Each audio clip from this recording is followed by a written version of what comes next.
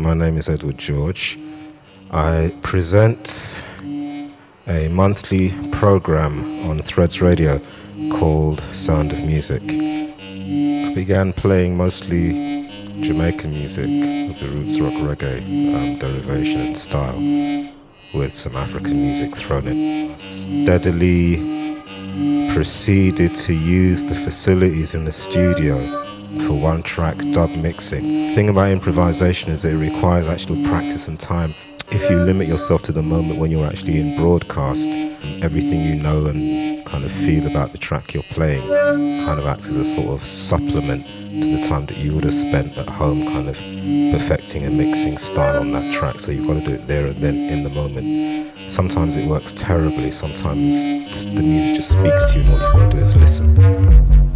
Events, if you know how to select, give you the opportunity to kind of make connections across musical time. So I'm allowed to kind of imagine this world where these sort of connections are possible. I'm a very old man, you have to understand that. Strength is for the youth, but the beauty of an old man is in his grey head. Jackie Opal turned to the almighty boom track. My earliest recollection of a Soundsystem is 1978 at the People's Nightclub in Parade Street in Paddington, where at the time Jashaka Soundsystem had a residency in a kind of basement. I opened the door, smoke poured out. It was like one of those Laurel and Hardy films where he's standing at the door and someone's going, move out, get out of the way. No, and the door opens and all this water comes in. But in this particular instance, instead of water, it was smoke. And it was dark, and it was pure Rastaman. I'm going home now, fuck this. But there was something there. Places like Jashaka offered solace, places of respite, places of historical connection, because Jashaka was, to all intents and purposes, an avowedly Ethiopianist sound system. So it wasn't just a purely local thing, some personal project of his. It's a world historical project because it connects with the likes of Marcus Garvey, Haile Selassie, and by Shaka's own admission, the likes of the civil rights movement of the 1970s.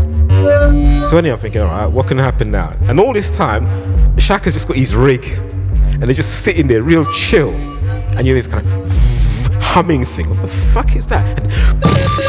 And it just comes out of nowhere. But Shaka was the standard by which everything else either sat or fell, but always below.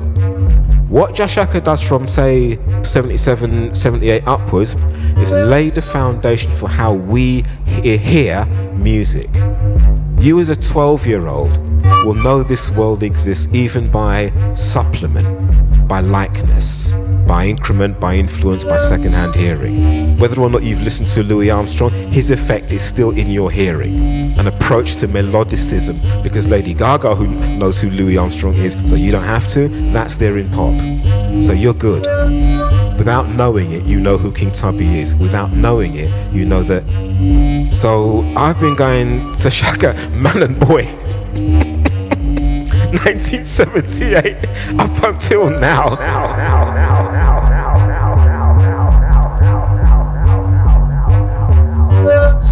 There's a relationship between music and movement and communality and the unforeseen, good or bad, that can only be experienced even in its potential at these kinds of events. I think